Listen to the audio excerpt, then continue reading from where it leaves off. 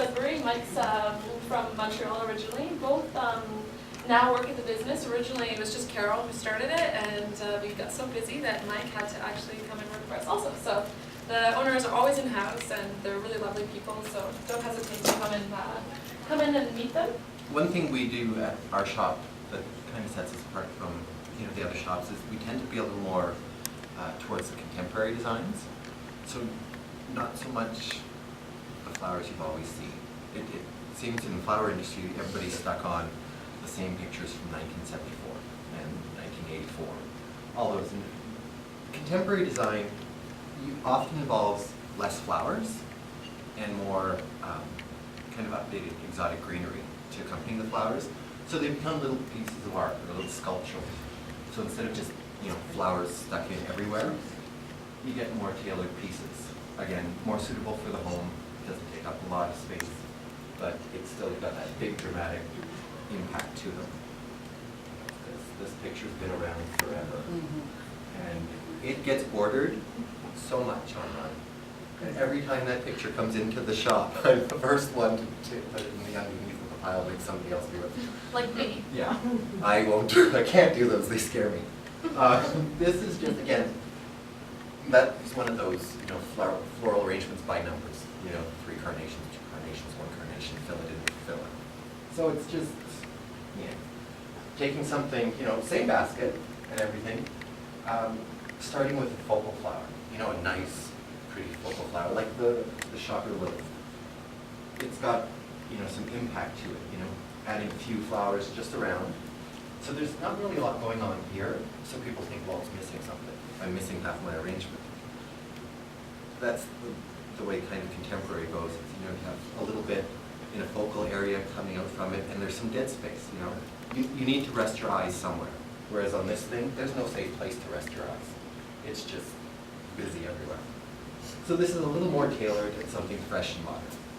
Flowers are our focus, and I always say not groceries. The truth is we work in flower shops because we love flowers. So we're going to care for them in a way that we're going to make sure that when you get them, they're going to be at their best.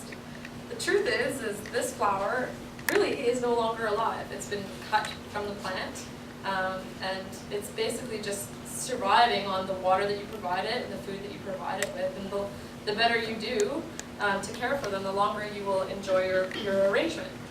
So this is a picture of our cooler at Flower Town. All of the flowers are in buckets of water that have been sterilized because it's really important when you get your flowers to condition them. That's what we call caring for them, because of hydration. Hydration is one of the most important parts of having a flower shop and making sure that your flowers stay fresh. Another kind of important part that Kyle was touching on is we make sure all the foliage, you'll notice a lot of our flowers, the foliage has been stripped. When this foliage gets into a bucket of water and after a few days, it starts to create bacteria in the water, and that bacteria often kills the flower. So it's important if you get a bouquet and you cut the stems down like Kyle just showed you, make sure you strip off all the leaves and everything that's going to be in the water, because it will for sure help with the longevity of your arrangement.